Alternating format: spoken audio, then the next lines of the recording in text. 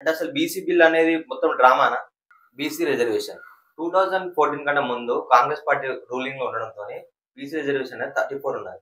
అయితే BRS party రూలింగ్‌లోకొచ్చిన తర్వాత 34ని 22 చేసింది. ఇప్పుడు ప్రెజెంట్ సర్పంచ్ ఎలక్షన్స్‌లో ఆ 22 కాస్త 17 అయింది. అయితే కాంగ్రెస్ పార్టీ 40% రిజర్వేషన్ ఇచ్చిన తర్వాత ఎలక్షన్స్‌లోకి వెళ్తామని చెప్పారు. బీసీ బిల్ అనేది పెండింగ్‌లో ఉంది కాబట్టి రిజర్వేషన్ లేకుండా అయితే ఎలక్షన్‌కి వెళ్తున్నారు. డిసెంబర్ 1 నుంచి అయితే పార్లమెంట్ సమావేశాలు స్టార్ట్ అవుతున్నాయి. 1 వీక్ ముందు సర్పంచ్ ఎలక్షన్స్ ఎందుకు కండక్ట్ చేయాలి?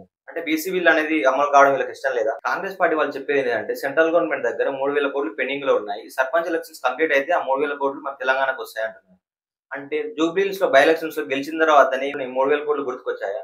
40% బిల్ అనేది అమలు చేసిన తర్వాత లోకల్ బాడీ ఎలక్షన్స్ లోకి వెళ్తామన్నారు కదా. డిసెంబర్ 1 నుంచి అయితే పార్లమెంట్ సమావేశాలు స్టార్ట్ అవుతున్నాయి. ఈ మూవ్‌మెంట్ లో సెంట్రల్ గవర్నమెంట్ మీద ప్రెషర్ పెట్టాల్సింది పోయి ఈ టైంలో లోకల్ బాడీ ఎలక్షన్స్ వెళ్ళడానికి కారణాలు ఏంటివి? అంటే అసలు బీసీ బిల్ అనేది మొత్తం డ్రామానా? ఈ టైంలో ప్రెషర్ పెడితేనే కదా బీసీ బిల్ అనేది అమల్లోకి వచ్చేది.